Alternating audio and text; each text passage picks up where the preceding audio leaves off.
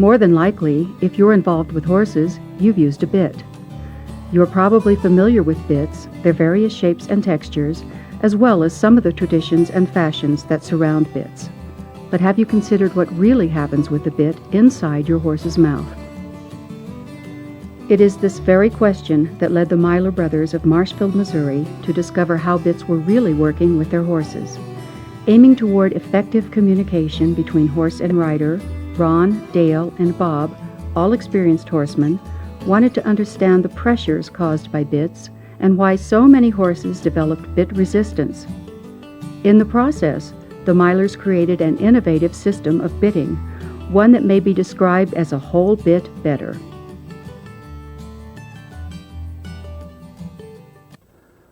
Welcome to Morrisville College. We're standing in the Stallion Barn facilities.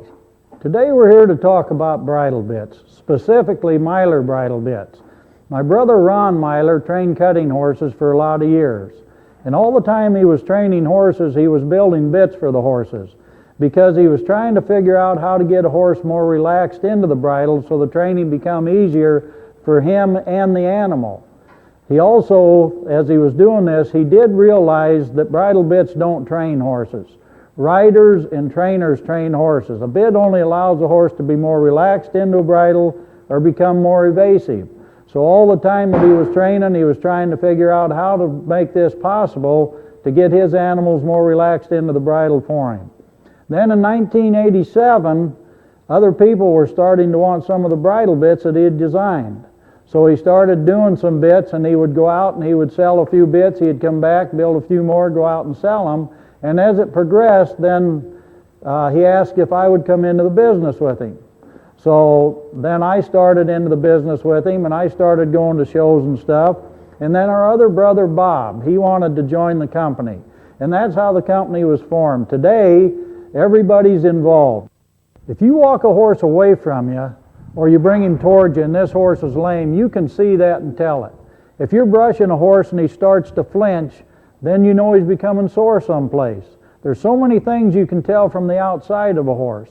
And that's why we feel the mouth is probably the most misunderstood part of a horse, because nobody takes the time to open the mouth, look inside and see what's happening.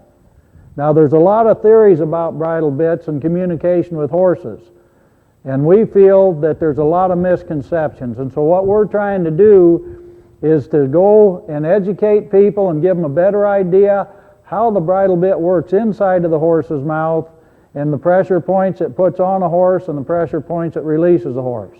Through this education, we're hoping you'll have a better idea how to bit your horse properly to allow him to become more relaxed into the bridle. Prior to Dale's seminar on bits, bit action, and bit usage, the Mylers would like to point out a few things. First, bits do not train horses. Riders and trainers train horses.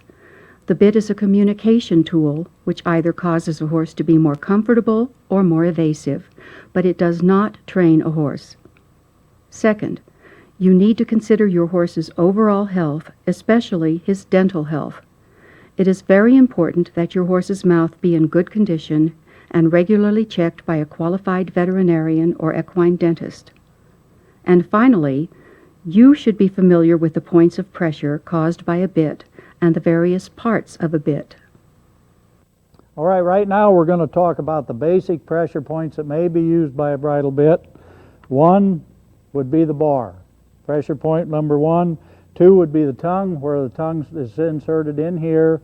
3 would be palate pressure, where they're up in here is where you got the hard and soft palate. There can be palate pressure. Underneath the lower jaw, there will be curb pressure. On top, you can have nose pressure.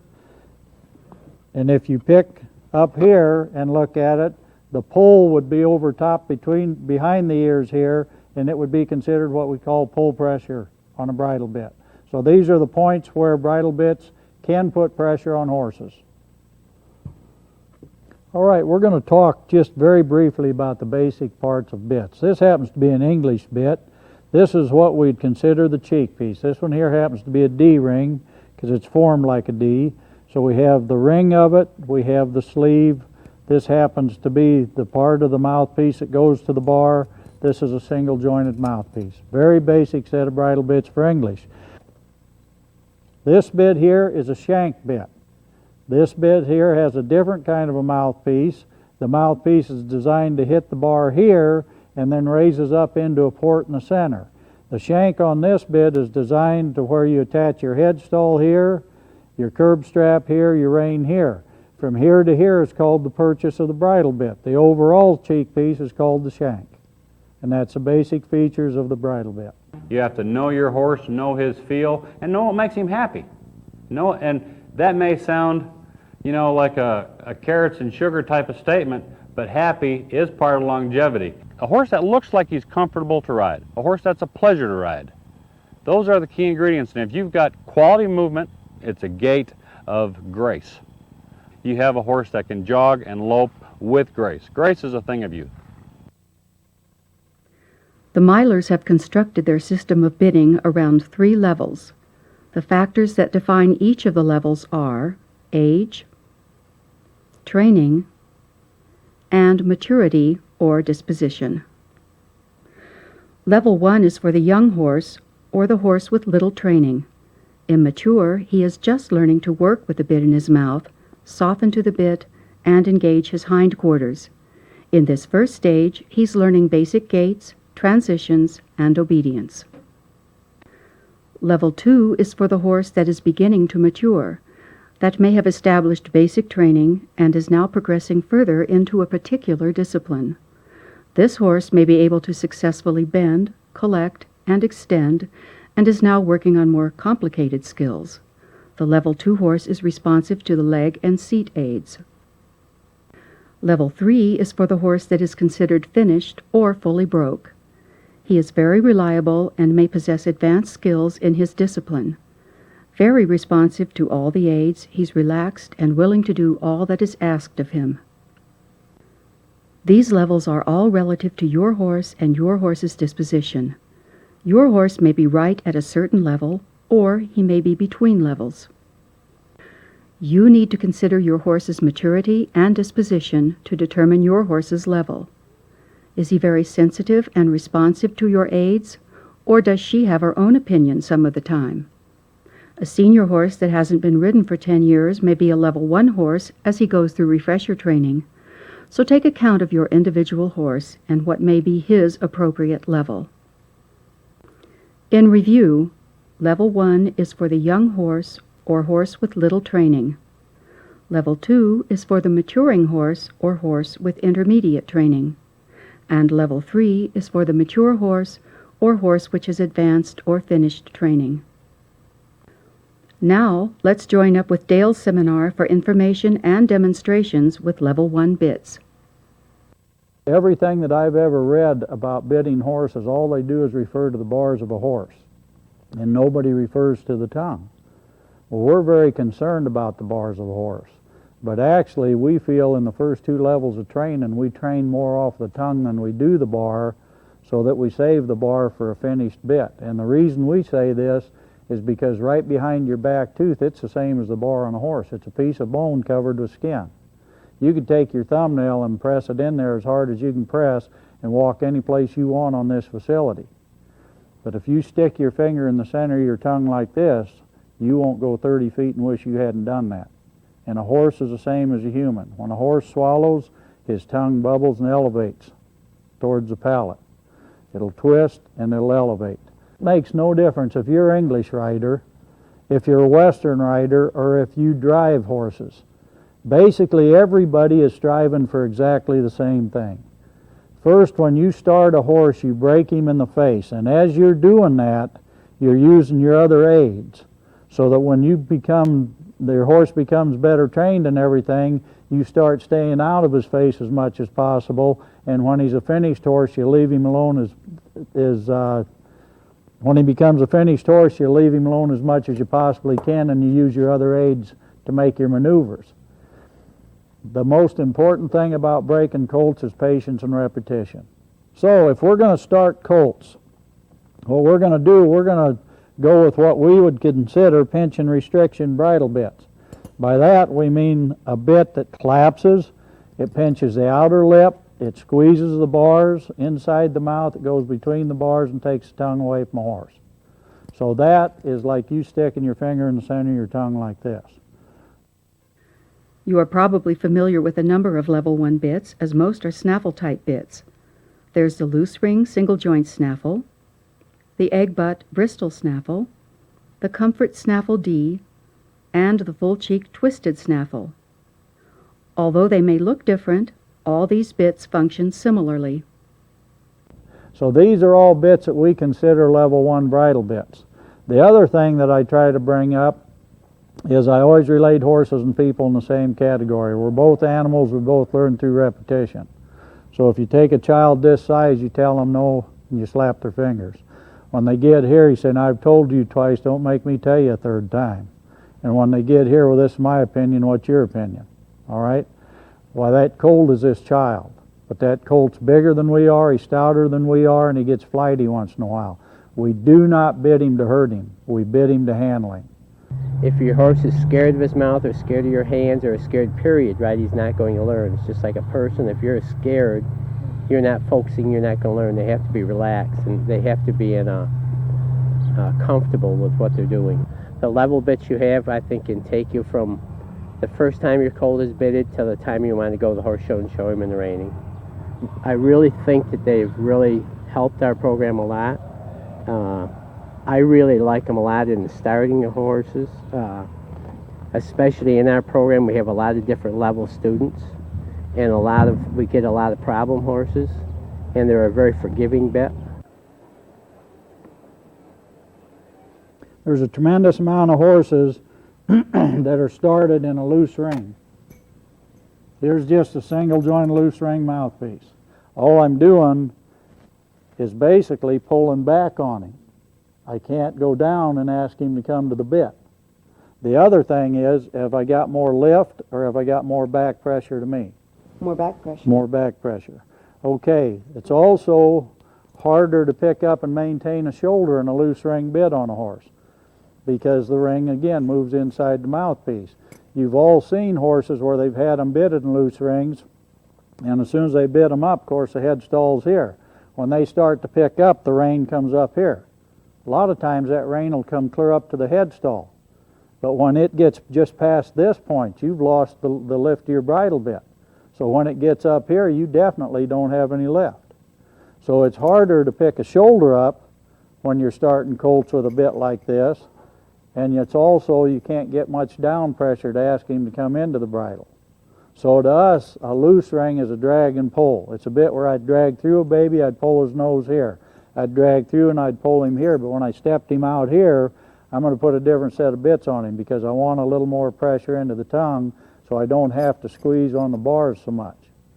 Now there's a lot of old timers will tell you, and being an old timer myself, I used to think this, that we bit colts in loose ring bits because it teaches them to pick a bit up and carry it. Well, my question to you is, does a colt actually learn to pick a bit up and carry it, or is it merely because every time he swallows he's got to move that bridle bit that the bit's moving on him because it's laying in across his tongue? Another bit that is widely used is the single jointed bit in a D ring. This is a little Western D here. But this mouthpiece has been used for years. I've started lots and lots of babies in a single jointed bit. So let's see what this bit does. A downward. I can get some downward pressure. Downward pressure. Okay, and this is what I'm looking for. Now there's a misconception about snaffle bits, all right? Let's look at here. A lot of people think that a snaffle goes to the palate of a horse. But let me ask you this. If my degree of pull is from above the withers to that bridle bit here, how can that bit go up? Because my degree of pull is going like this. My bit has to rotate down. So it goes down into the tongue. It does not come up into the palate. The only way, and I've had veterinarians and I've had equine dentists say that they've worked on horses that have been bruised in the palate and stuff, okay? Well, the only way I've figured out how they've done that with level 1 bits, if it's true that when I'm on top of the horse, my degree of pull is from here to here, my bit goes down because my rein comes up here, then it's just as true that when I step off of that horse and I step to the front of him to lead him, and my rein comes down here, my bit goes the other direction. And that's where I think they bruise pellets on horses with snaffle bits, is leading them. So I can get some down pressure with this set of bridle bits. Where we feel that there's a miscommunication with single jointed bit is when we want to pick the shoulder up. If we want to pick that shoulder up, what's that doing now? It's direct pressure in the center of my arm. Driving down? Driving down, Okay. but So it is driving down it's into driving down into my arm. Okay. Yes. This is where we feel there's miscommunication. When them rings catch, you're going to drive into that colt's tongue, and you're trying to pick a shoulder up and move him off his shoulder and lift him. So you're asking him to do two things. You're asking him to drop into a bit, and you're trying to pick a shoulder up and hold a shoulder. Because your rings catch here, and they do catch. And it'll drop right into his tongue, and you're trying to pick up on him. So we feel that's miscommunication. Then you'll see a lot of people, they'll take a colt, and they'll bring him like this. But a lot of people will just nudge him and ask him to come. And when they do that, does that keep catching? Yes, Okay. definitely. So what it does is it just keeps going like that. And when it does that, you're going to drive into him. All right? So what we did to try and get away from miscommunication on the horse is we came out and we designed this set of bridle bits here. Now this bit is approximately the same width in the center as the single jointed bit. All right? This is a little single jointed bit. This is the little bit here that we designed to have the same feel in the center of the tongue, but let's see what we get when we do the lifting on it. You have the direct pressure, but it's very comfortable. But it is down. I It's a can get the downward down pressure. Mm-hmm. Is that a lift? That's a lift. Is that a lift? That's a lift. Any pinch? Not at all. It's Okay. very smooth and soft. So what it does, when I go here, both of the bits do exactly the same thing. They both drop down and take that tongue away from a horse and ask him to come to me. But when I want to try and pick a shoulder up on a baby, that's all I do, is I lift the bit to pick a shoulder up. Nothing catches and drives down and asks two things out of a colt. It only asks one thing, lift up and come to me. A lot of single jointed bits are straight, right straight across through the mouthpiece. Now we curve our bits through the mouthpiece, so let's see what happens here. On the side of your arms here, how much pinch and how quick do you have pinch? Fairly immediately. Immediately? Immediately. Okay, Mm-hmm. Immediately. all right. Tell me which one of them pinches your arm quick. So is it immediately, or is it take longer for the other one? It takes longer for the other one. You're definitely pinching right here. All right, and how about squeezing out here? Yes, and it All was right. a definite squeeze. And that's why on these snaffle bits and stuff, these level 1 bits, we curve our mouthpieces. It's to wrap that bar and not have so much of a nutcracker effect in that horse's mouth right from the get-go. All right, other bits that are used within a level 1 category, in our opinion, are the 3-piece mouthpieces, like this. You may recognize some 3-piece bits, but others may be new to you. The full cheek hinged Bristol snaffle, the egg butt Bristol snaffle, the comfort snaffle with copper roller. Again, they may look slightly different from one another, but all these 3-piece bits basically function the same. Well, let's see what this bit does. It's a downward pressure. All right, is that a lift? Nice lift. Is that a lift? That's a lift. Okay, these are a nice set of bridle bits because very seldom will the rings ever catch. Once in a while they'll catch, but it's very seldom. So we feel these are a nice set of bridle bits to get some lift on a horse, and you'll get the down pressure when you come here and ask a horse to come to the bit. So we tried to design a bit that would never catch. So let's see what this bit does. Nice downward Is that pressure. a lift? That's a lift. Is that a lift? And that's a lift. Any pinch on that? None at all. Okay. Very soft, comfortable. Okay, so this is a bit that we've designed that a person might consider in place of either what we'd consider a Bristol or a French link, because it always lifts, but it still goes down to across the center of the tongue. Another bit, because we thought we was trying to do something a little softer, was we went here and we put a wider center in this bit than we did the one that we're comparing to the single jointed bit. So let's see what this feels like. Downward pressure. How's it feel into your arm? It's soft. Is it softer than some of the others? Yes, Okay, definitely. is that a lift? That's a lift. That a lift? That's a lift. So the wider area of that tongue that you cover, the easier it is on the horse, but you're still taking that tongue away from him, restricting his swallowing and asking him to come to you.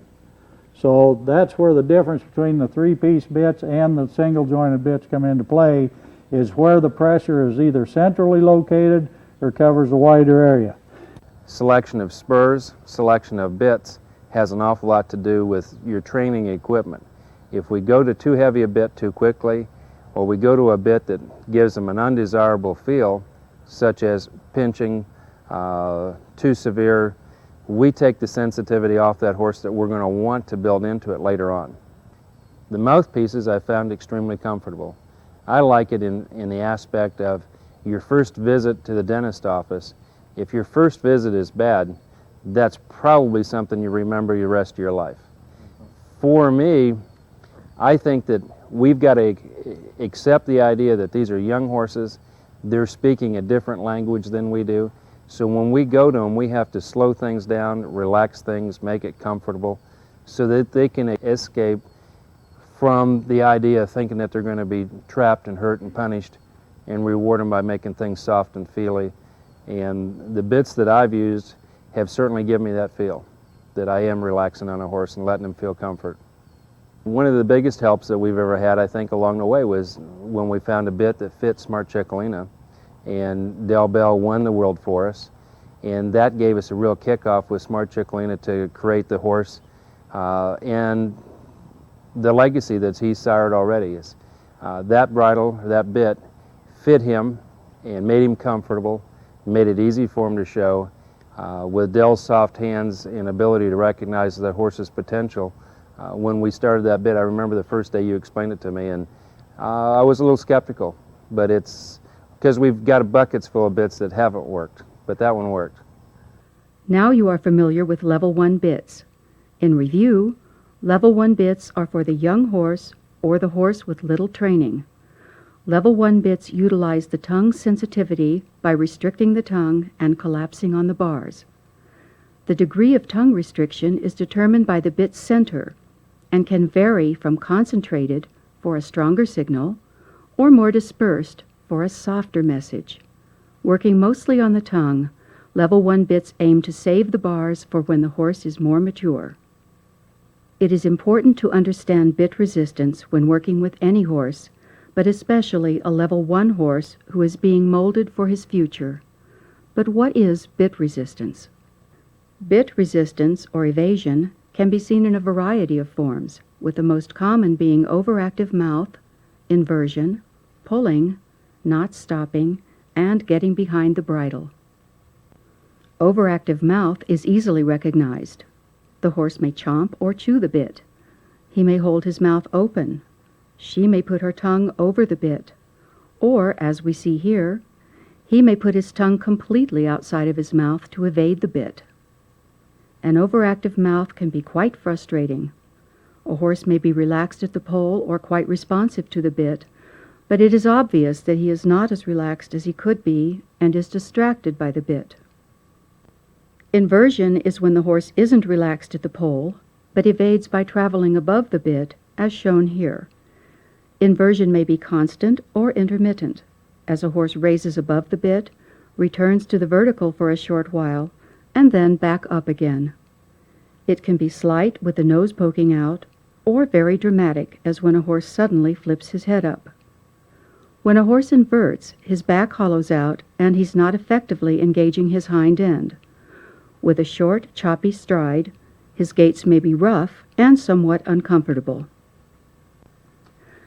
Leaning, pulling, or not stopping are other ways many horses evade the bit.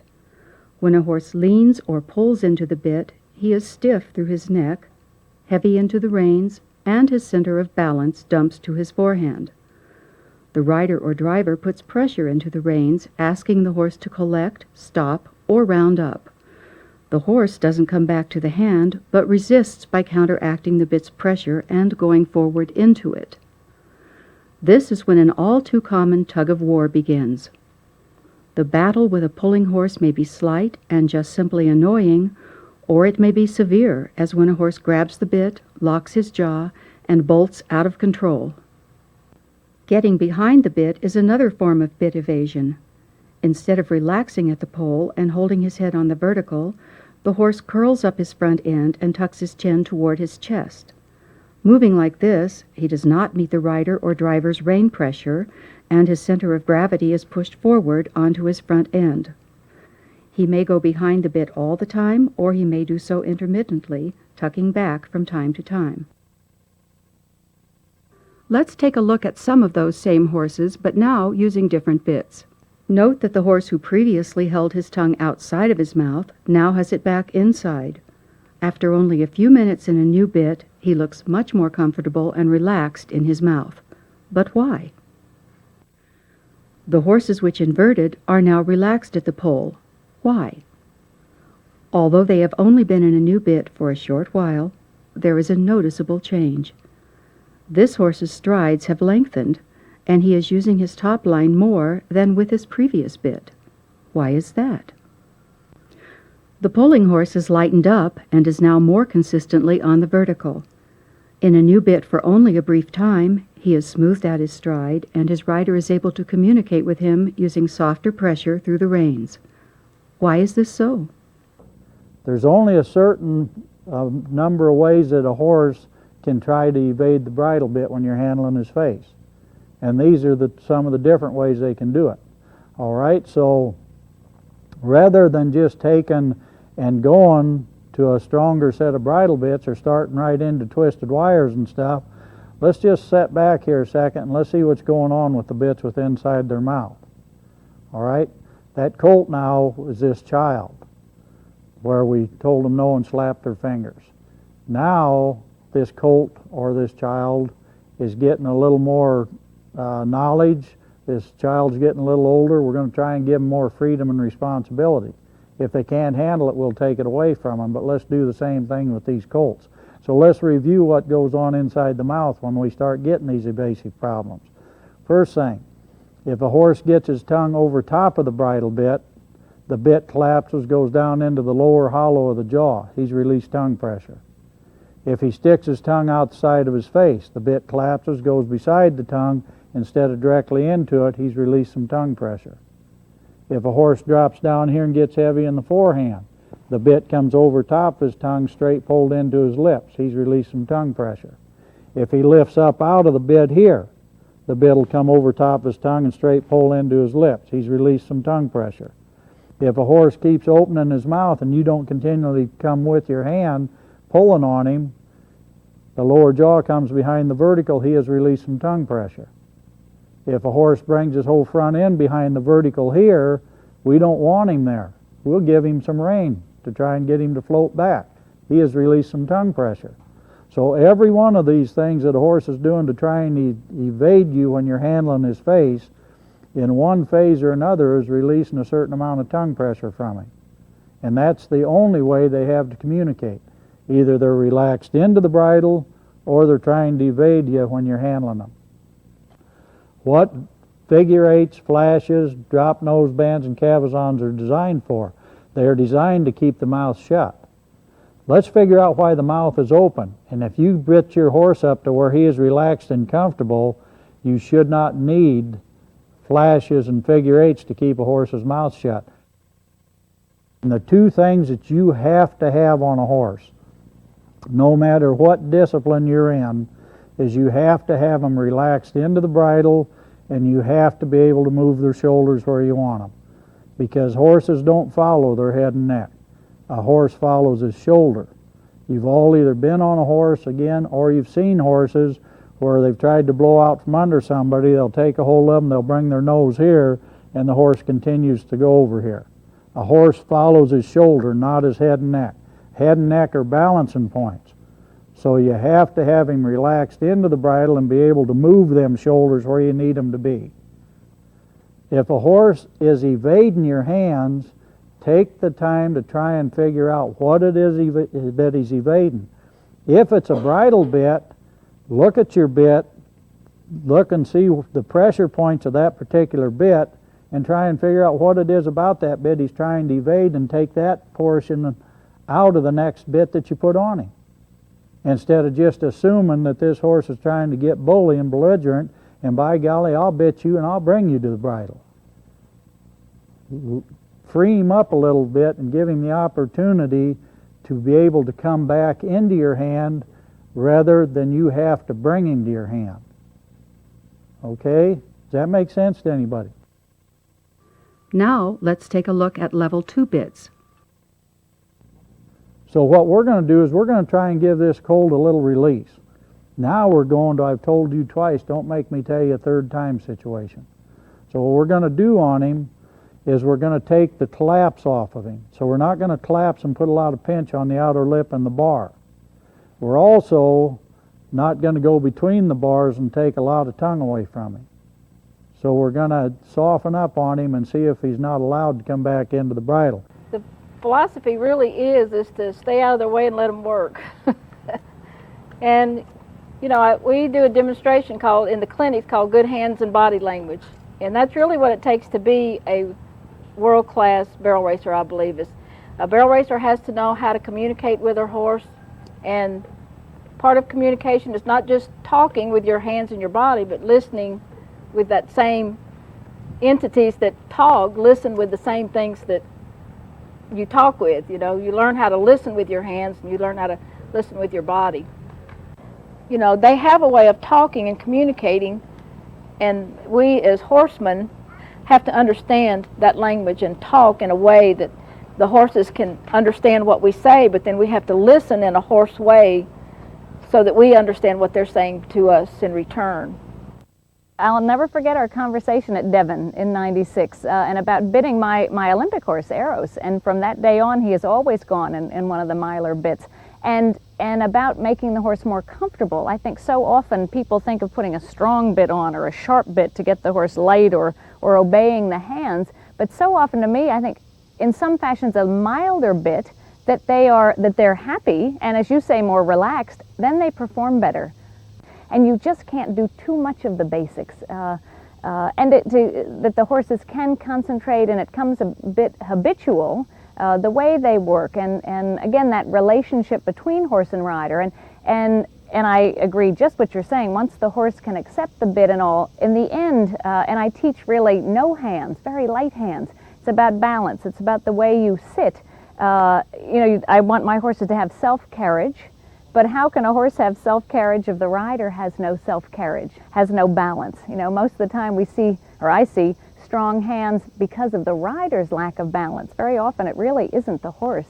So as the horse accepts the bit, then you can really have no hands and let the horse do what it does naturally. I knew that bits were a problem, but I didn't have any answers, so I decided to not do anything about it because I couldn't tell the people what to do. And what I found with the Myler's system was a system of bitting that actually made the horses comfortable and allowed them to function. And after I got done with your first clinic here, when we had you down, I sat up with my anatomy books for half the night trying to figure out why these horses did so much better when they had the bits on. And what I found was pretty exciting, because I found when I connected all the muscles together and looked at what was happening with the horse's mouth, it directly connected to the front legs and really to the whole body. So when the horse's tongues are comfortable, the muscles from the tongues connect to some little bones called the hyoid bones in the throat. And from the hyoid bones in the throat of the horse, there are big muscles that connect to the shoulders and to the sternum. So when you have tension in the tongue, you automatically have tension through the throat, through the bottom side of the neck, and down into the shoulders and the sternum. And the horses can't move their legs or their neck the way that we want them to. They can't bring their sternum up. They tend to drive it down into the ground. When we release the pressure on the tongue and allow the mouth to be comfortable, whatever that is for each horse, then the whole front end of the horse can move much more freely. You may have seen some basic level 2 bits before, such as a traditional mullen or the full cheek mullen barrel shown here. the short shank mullen barrel, and the D with mullen triple barrel mouthpiece. Similar in design, these mouthpieces all work in the same fashion. This set of bridle bits puts even pressure across the tongue and the bars. It can only control however thick the tongue is above the bar. It can't take any more away from the horse. It doesn't collapse here, so we've taken the pinch off of him, and we're only controlling however thick the tongue is above the bar, but you can still pick him up independently, all right? So that's a set of bits that might be considered in a second level. Here again, this set of bits that I would have used on a really nice baby, but he might not have been the right bit for some other youngster. I might want to take more tongue away from that first youngster. This may be where I'd go for a second level bit to give him a little more release of that tongue. Because this, still when he comes to it, has the ability of giving him some release. Another bit that might be considered is this bit. This is a bit here where we put a lot of snaffle feel into. So it's got a lot of snaffle feel and freedom to it. It wraps, but it doesn't collapse and pinch. It'll wrap around that bar to give a horse a little warning, so it's got more warning that you're going to pick up and handle a horse's face. So if you got a colt that's kind of fragile in the mouth or something, when you pick up, he's got more time to say, oh, they're going to handle me. But it still only controls however thick the tongue is above the bar. It doesn't take any more away from him. All right, straight bar bit. Everybody's familiar with a straight bar bit. If I take a bit and it's straight bar and go straight across from shank to shank, D-ring to D-ring or whatever, and it goes straight across here. If you've got one, go home, bit your horse up, open his mouth, and he'll have a groove in his tongue like this. However thick his tongue is above the bar, that bit's going to lay right through his tongue, because your bit will always go to the bar of your horse. So if it's straight across, it's going to the bar, and it's going to go right through the center of his tongue. I've opened horses' mouths at clinics that have had indentations across their tongues from bits laying on them for years. And that's one of the two reasons that as you look here, you can see we curve our mouthpieces this way. And we did that so that when we have a horse on light or no contact, this horse has more freedom for that tongue to swallow. And the second reason we did that is by curving the mouthpiece this way, it still allowed us to come to the bar at somewhat of an angle rather than direct bar pressure, so we're still trying to save the bars on our horses for finished horses and stuff. Okay? So those are the two reasons we did that.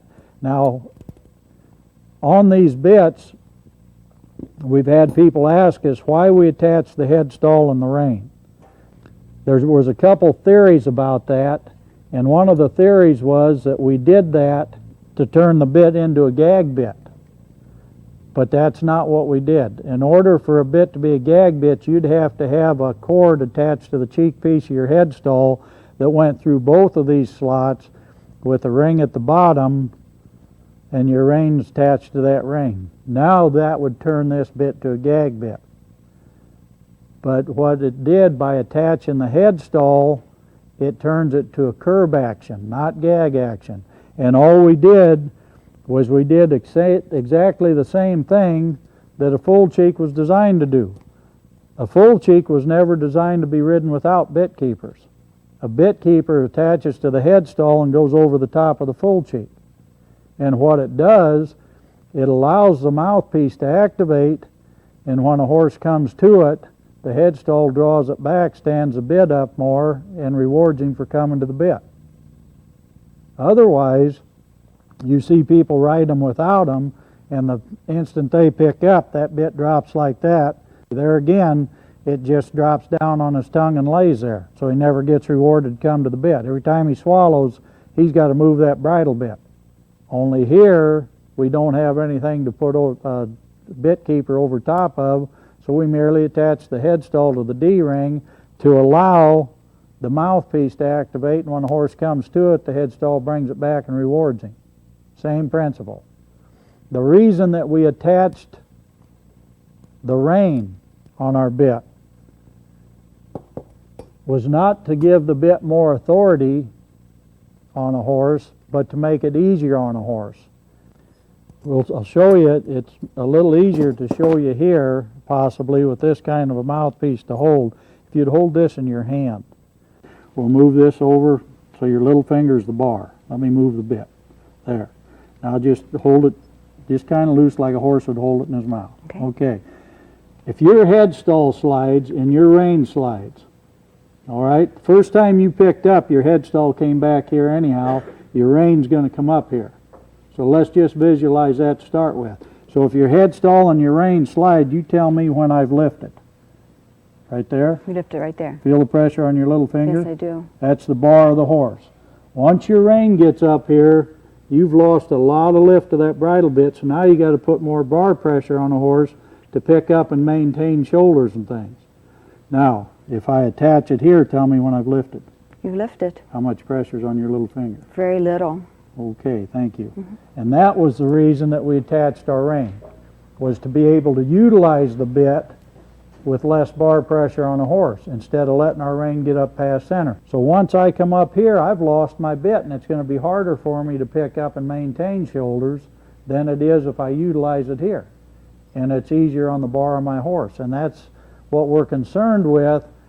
We have never tried to build a set of bridle bits at our shop to be tougher on horses. Bits can be as tough as you want them to be. We've always tried to build them to save the bars on a horse and merely make a horse more relaxed and comfortable for the rider. You can ride this bit with head stall and rein attached. If you do not want to attach them, put your head stall here and your rein here to start with, because that's where it's going first time you pick up on your horse. You can ride it with the head stall attached and not the rein. Right behind where the head stall attaches, there's two holes. And the reason we did that is so that we could add a curb. And this is what we happen to use on our bits is quick links like this on them, because that's how quick I can put a curb on him, and that's how quick I can take a curb off. So as I was saying, when we did that, it made the bits very, very versatile, and there's a number of different ways that you can ride the bit, and any time you change it, you're not making a drastic change of the feel of that bridle bit within a horse's mouth. Let's take a closer look at some basic Level 2 mouthpieces. The Low Port Comfort Snaffle, or MB04 mouthpiece, offers snaffle-type pressure, but with a port.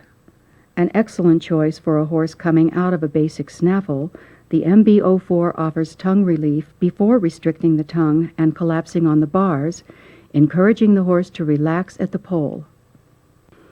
The Myler's Mullen Barrel, or MB32 mouthpiece, does not collapse on the bars.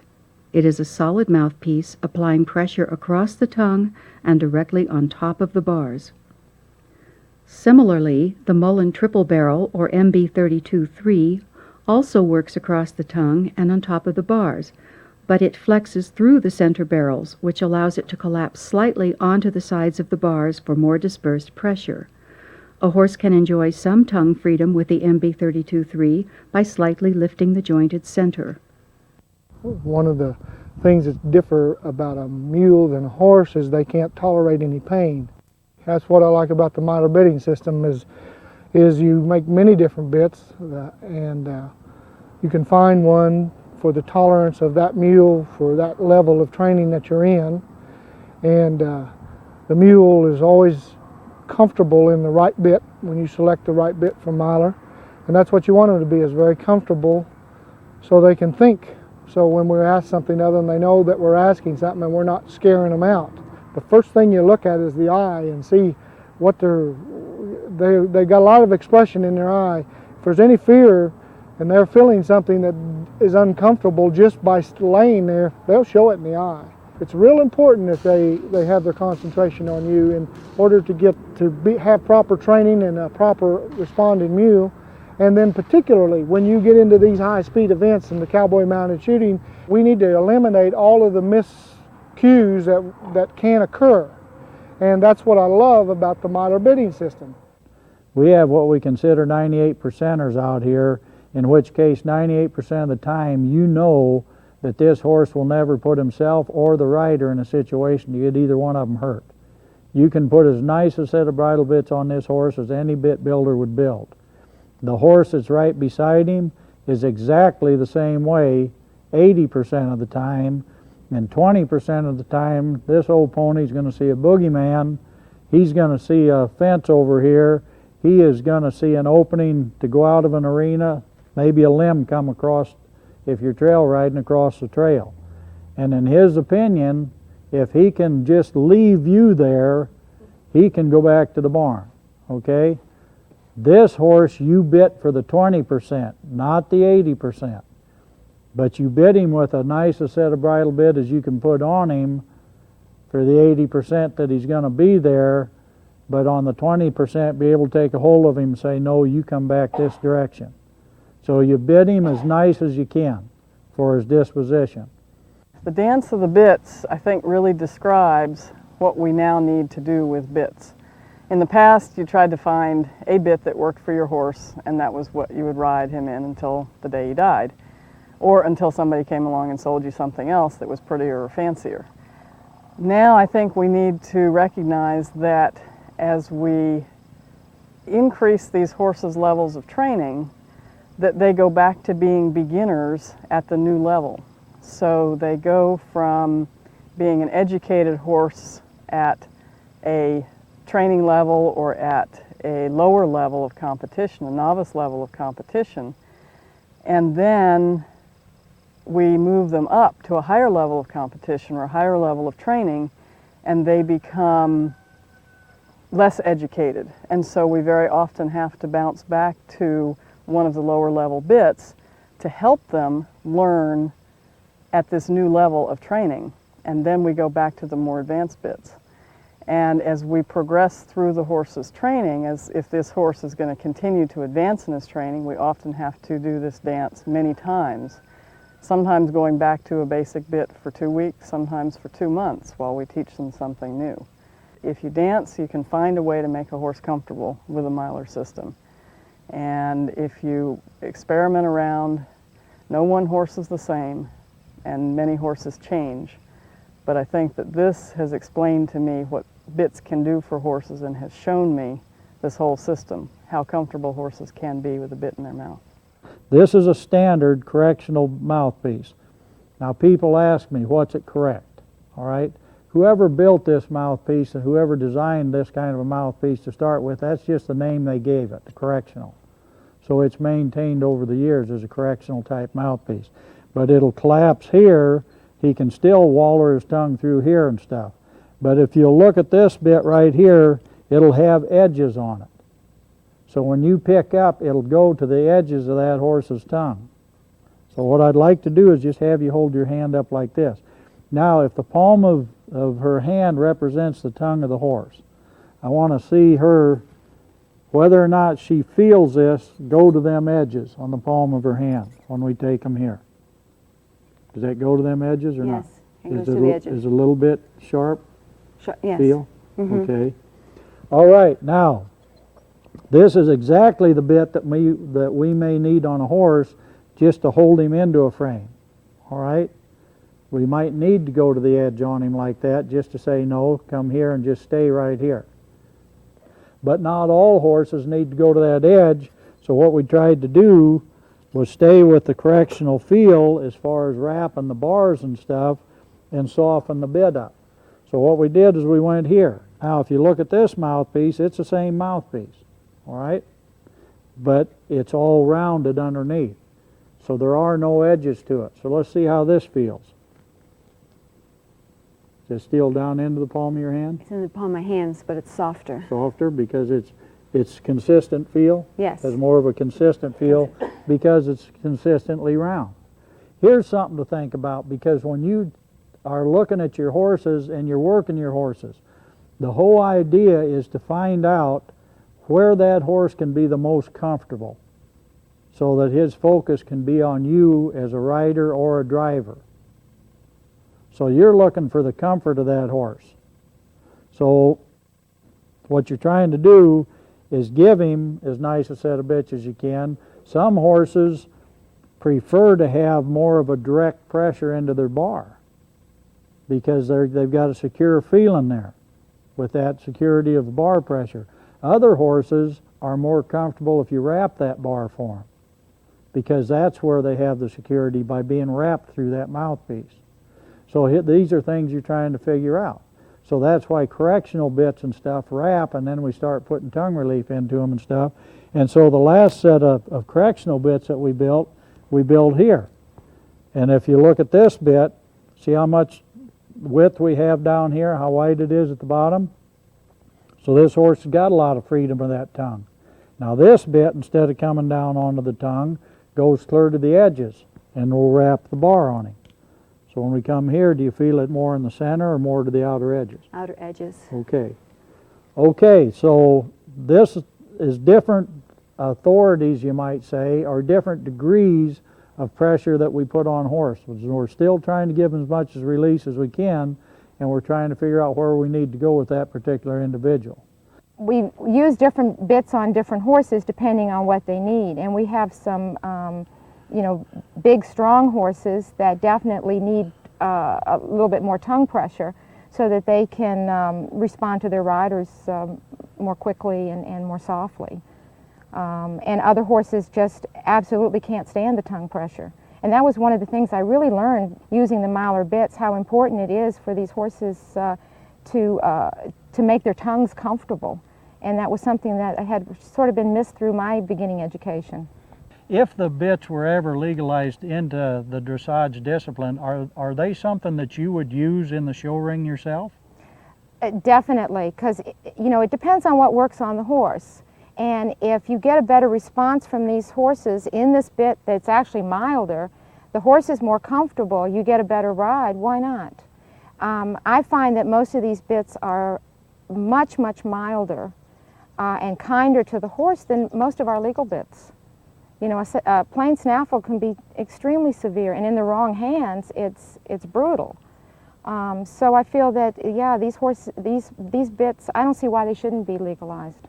The reason that we built the bridle bits that are independent from side to side was so that we could control either side, isolate one side or the other, and leave the offside alone.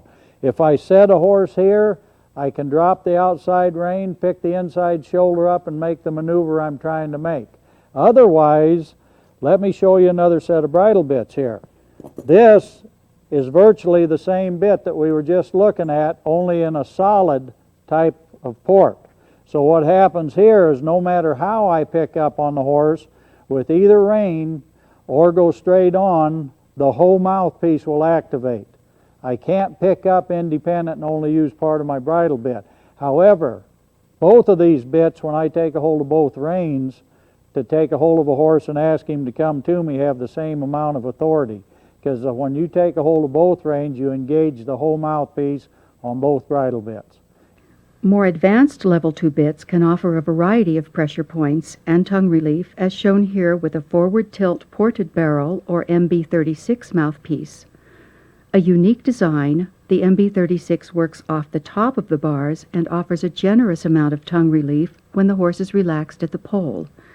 However, should the horse leave his comfort zone, the port rotates forward, applies pressure across the tongue, and asks the horse to relax at the pole again.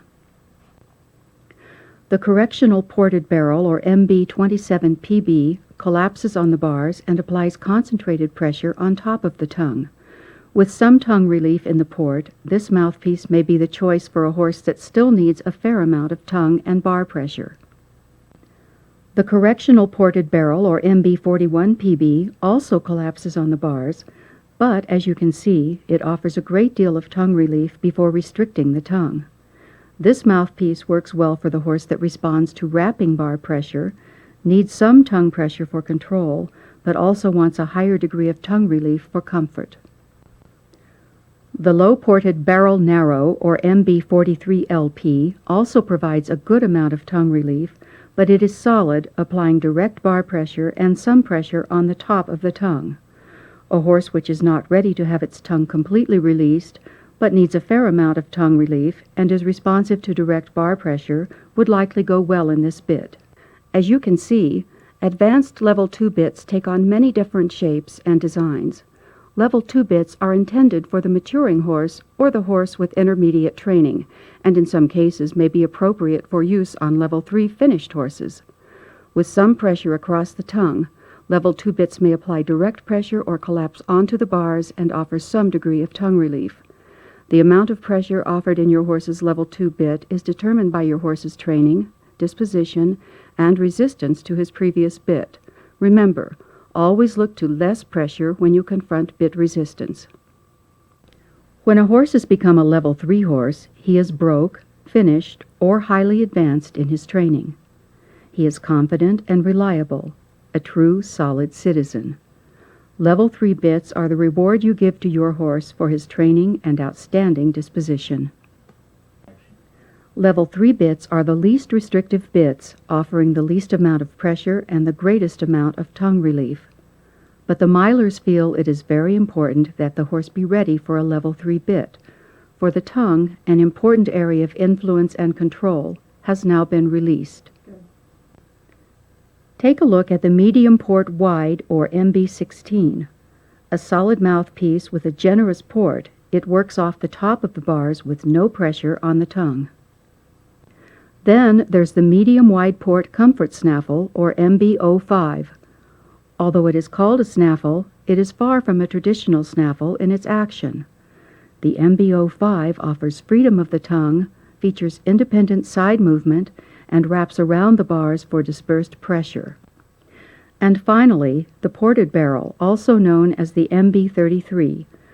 Very mild, this mouthpiece works only on the top of the bars, offers complete tongue relief, and features independent side movement for bending, turning, and picking up a shoulder. So in summary, level 3 bits work mainly off the bars, releasing the tongue for the maximum comfort of the horse. If I had my way, every horse I ever rode would have went in this set of bridle bits. However, disposition-wise, they couldn't.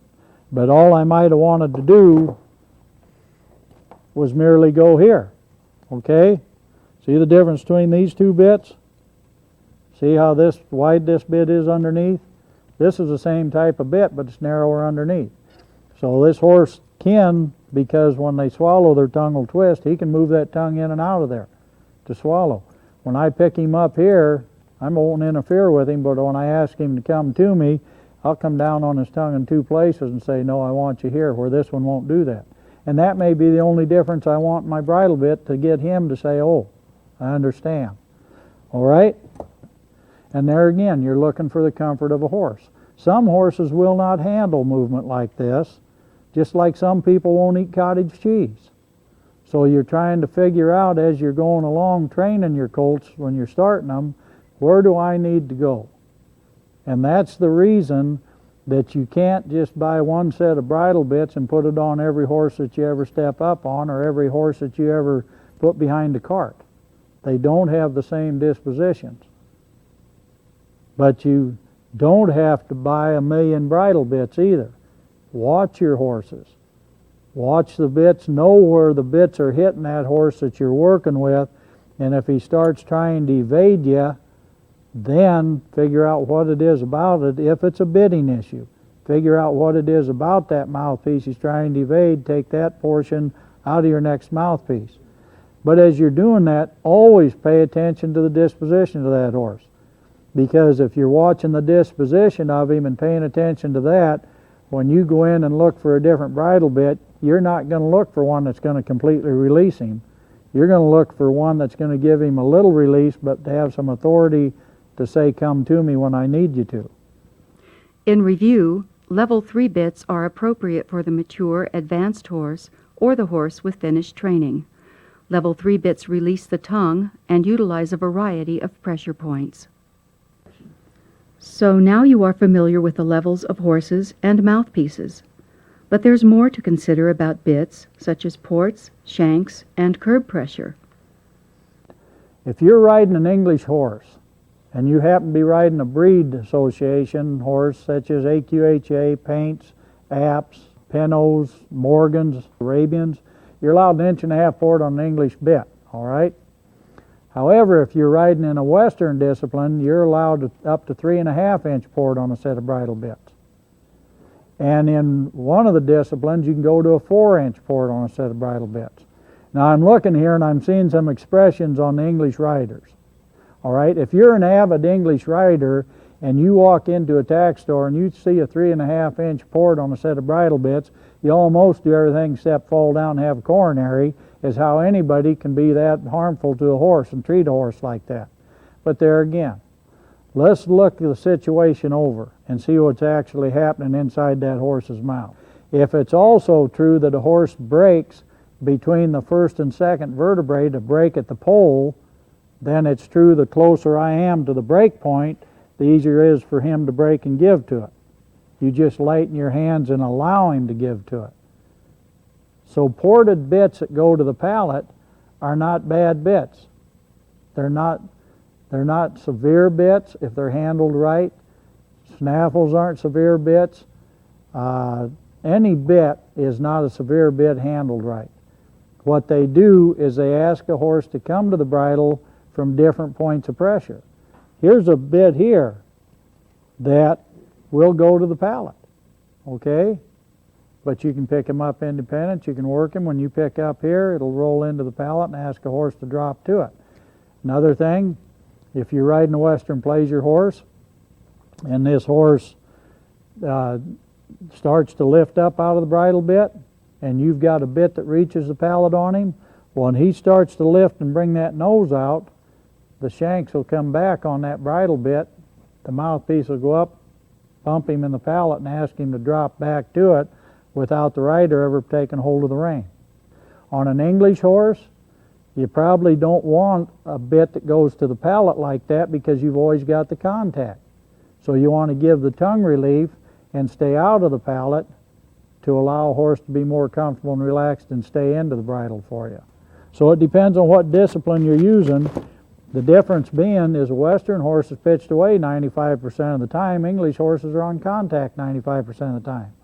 So you bit to that discipline also, but you give as much freedom for relaxation and comfort as you can.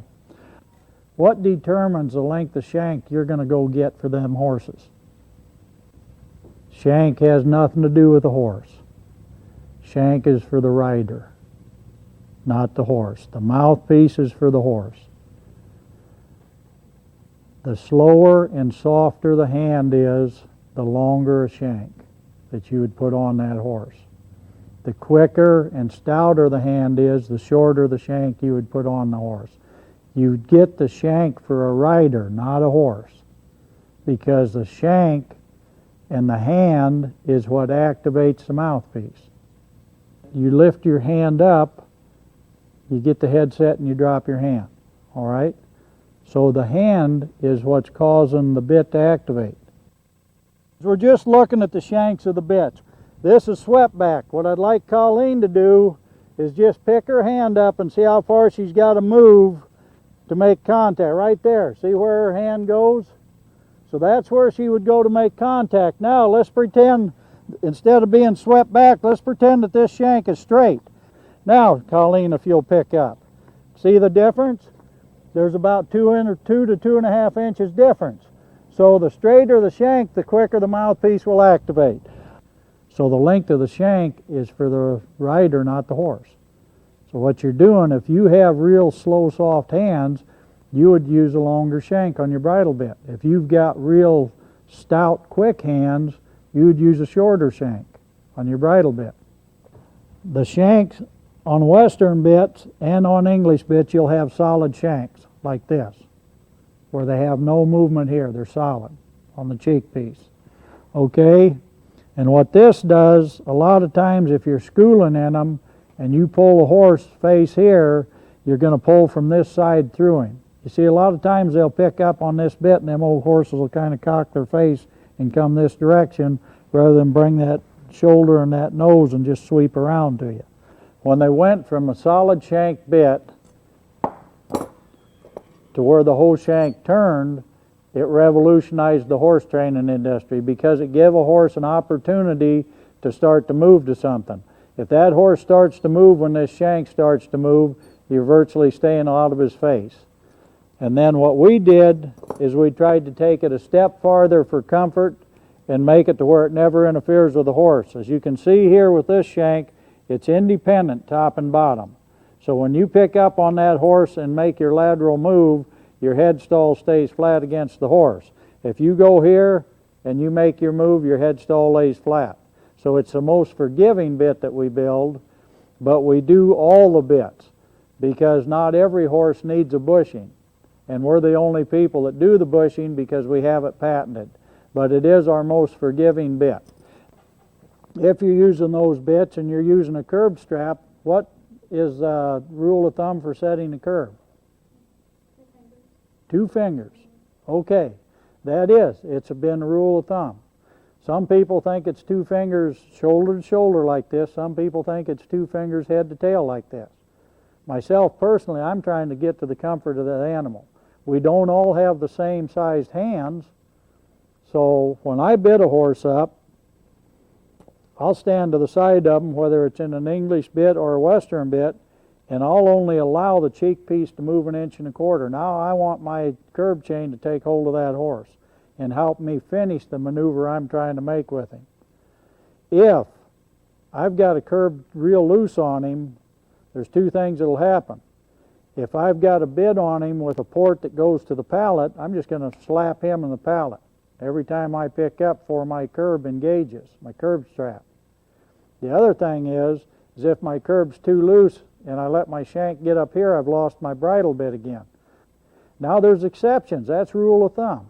Okay? Here again, it is comfort that you're looking for. Where can this horse be the most relaxed to do his job?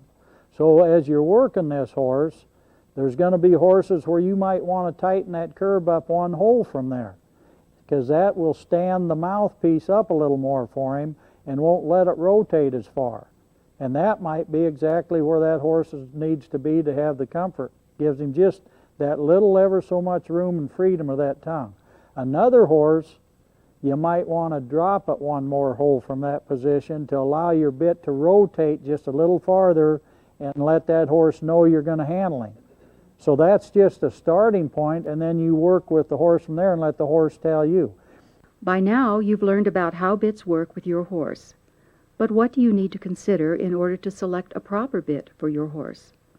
If you are experiencing bit resistance with your horse, the milers feel it is important to not only address what your horse is doing that you don't like, but to consider a number of other factors prior to bit selection. So what you should really do when you walk into a tack shop, if in fact you feel that you might have a bitting issue, go in there prepared to answer some questions. You know approximately how old your horse is. You know when the last time his teeth were worked on. Is his mouth in good shape? What bridle bits have been on your horse?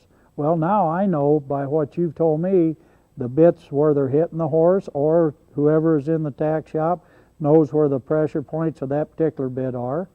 Okay, now what bit has this horse worked the very best in?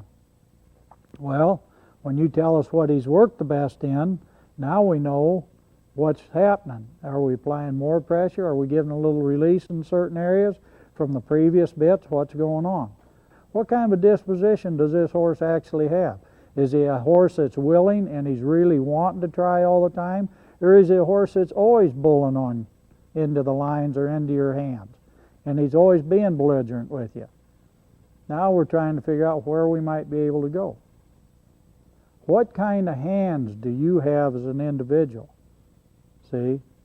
Don't be afraid to say, well, my hand, I'm trying all the time because that's what everybody's doing. We're trying. But I feel my hands are strong.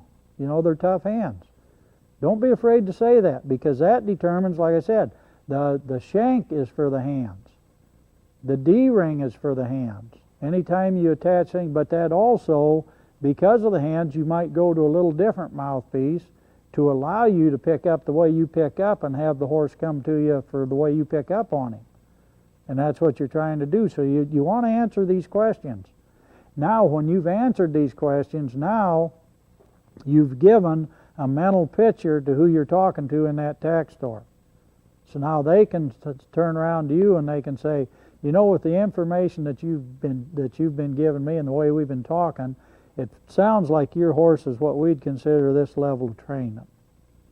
Now, within this level of training, whether it's these bits or other bits, these are bridle bits that are usually used within that level. And this is how this bit works, this is how this works, or so on and so forth. Now it goes back to you. because you don't want somebody telling you that you have to buy this bit and you're uncomfortable with that bit. That's why there's different selection of mouthpieces within the levels of bitting horses. Now you're comfortable with what you've went out of the shop with. You're comfortable with the fact that you have made a discussion back and forth as to where you think your horse might possibly be. But still, you want to realize nobody's looked at your horse. Nobody's seen your horse go. They don't know anything except the information you've given them, so you want to give them as much information as you can to make as accurate a selection as you can try and make on a horse. We do not train horses. We do not tell you how to train horses. We're only trying to build bridle bits to make your horse more relaxed for you, to train your horse however you see fit. So if we get this job done, that's all we're after.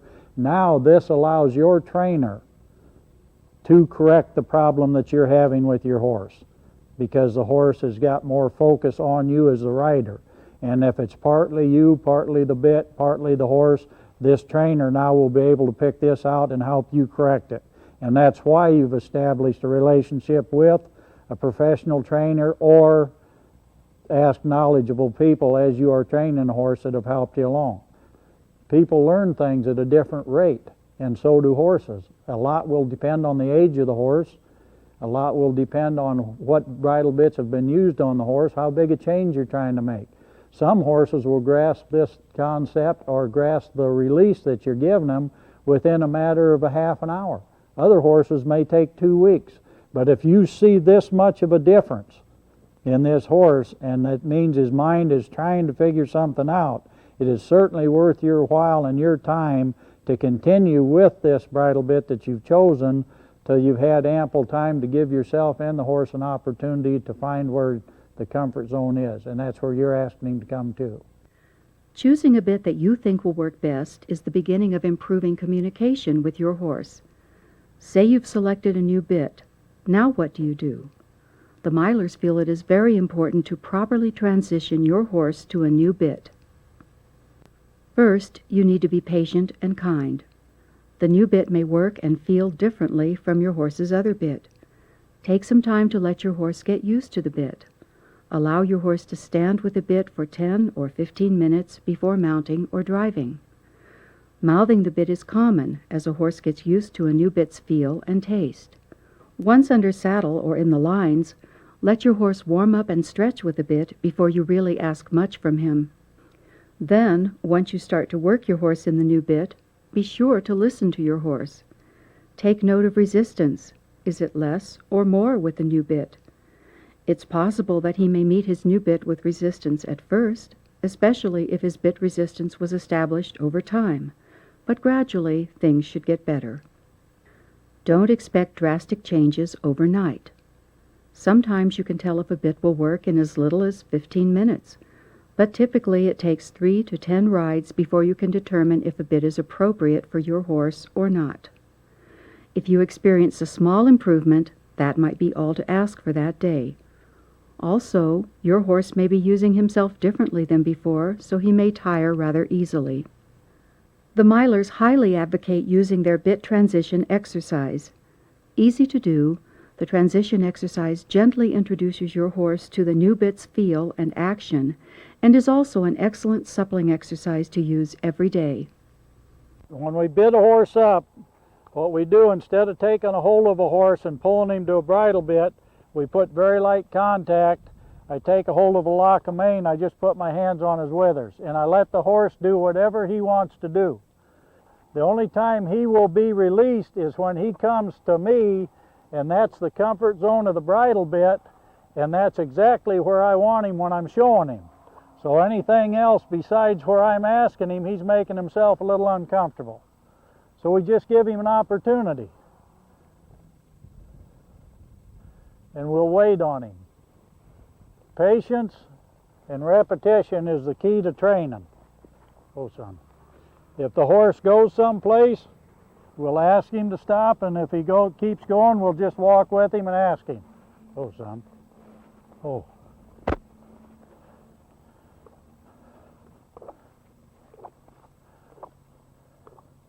Oh, son. If he comes to me, I'll let him know that I think he's done something good. Then I'll ask him again.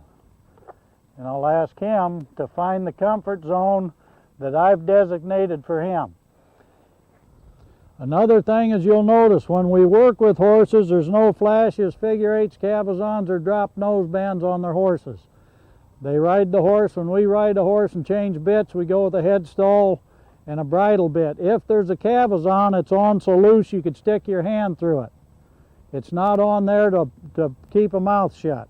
Yeah, I'm not a big believer in quick fixes, and I guess I've been at it long enough, that my philosophy I do believe in, and I always go back to it, through all the years and Olympics or whatever, but always back to the basic philosophies that work for me. Patience, I think is so important, and I do believe in our sport. It's a little difficult for people today, and a lot of the younger people.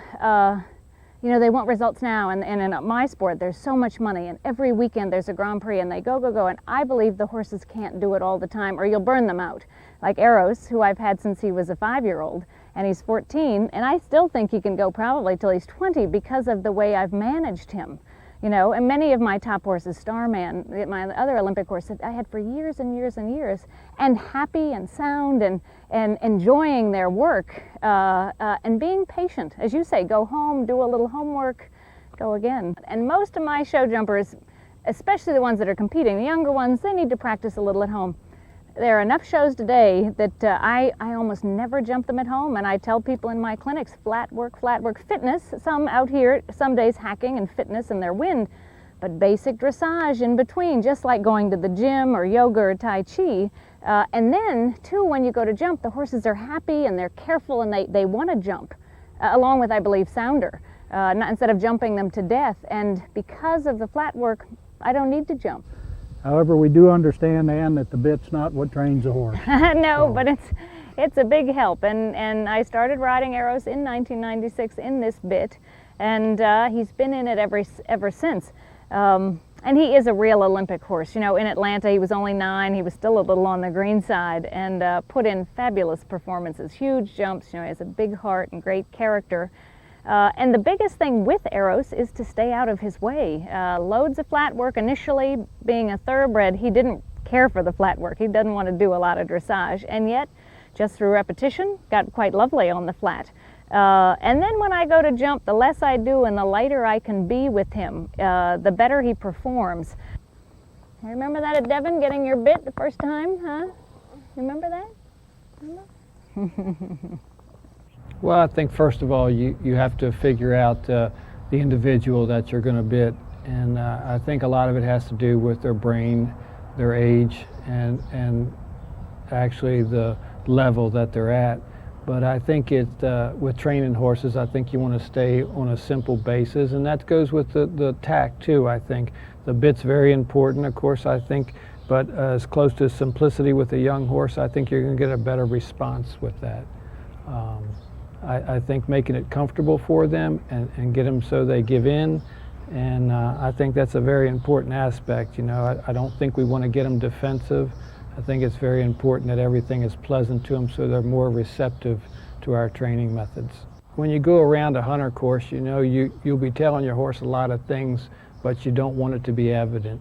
It has to look smooth and it has to look relaxed, and you might be telling him something all the way around the course, but according to the audience and the judge, you want it to be very smooth and hidden, actually, as far as the aids go and as far as what exactly you're doing. A loose rein and a relaxed horse with a relaxed head and neck and a good top line, that's what we're looking for. And of course it doesn't happen if they're unhappy with the bit or unhappy in their mouth. Every horse is an individual, every horse has different needs. And for sure your product has filled a gap for us, or for me anyway, as far as as far as a training aid. I think along with a good noseband, I think your bridle has helped us immensely with a lot of different horses, for sure. We enjoy the success with them. Ron, one thing I found out about the Myler bits is they're not going to work totally today, and they might work some better tomorrow, and they might probably going to even work better the next day. But just to throw one on there and say, oh, it don't work, and take it off, you really haven't given the bit a fair chance.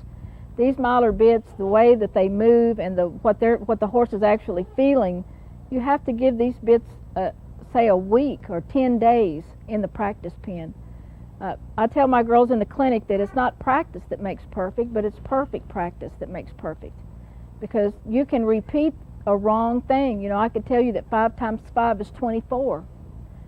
And even though I keep repeating it, that doesn't make it right. You have to keep telling these horses what the truth is in a way that they understand it, and that it's perfect practice that makes perfect. And when you go to the practice pen, it should create one really important aspect when you leave there, and that should be confidence.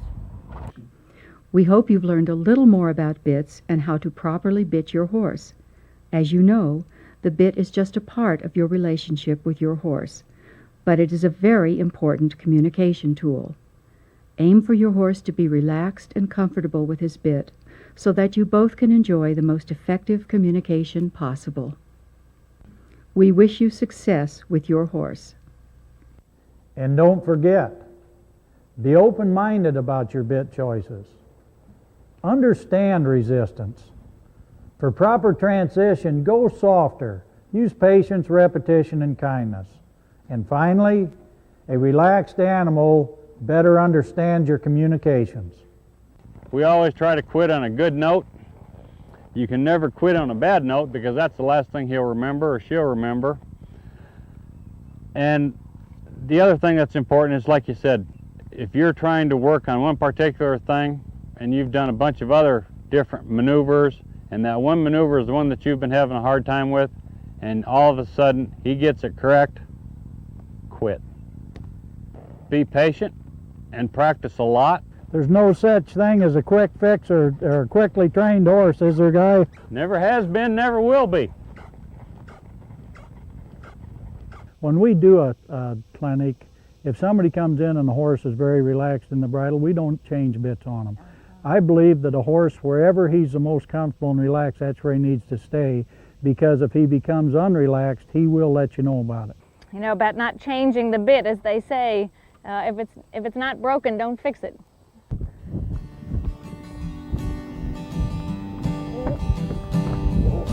You don't need any hands, Dale. Remember, at Myler, the bit's designed with the horse in mind. To learn more about the Myler bidding system, attend a Myler bidding clinic or seminar. The Mylers are actively conducting clinics and seminars on a regular basis. With expert guidance, a personal bidding will pinpoint your horse's particular bidding issues and work toward positive and effective solutions. Read the Myler's book, A Whole Bit Better, which covers how bits work, bit resistance, and the Myler's philosophy of bidding horses. Available in a handy paperback, the book also reviews each Myler mouthpiece and cheek design. And finally, visit your Myler Bits dealer. Dealers have bits, books, and helpful literature available, and can also assist you with your bit selection. Don't see the bit you need? Just ask. Dealers can order any stock or handcrafted bit design available. For more information, visit us on the web at www.toklat.com or www.mylerbitsusa.com, or write to us at Myler Bits, in care of Toklat, P.O. Box 488, Lake Oswego, Oregon, USA 97034.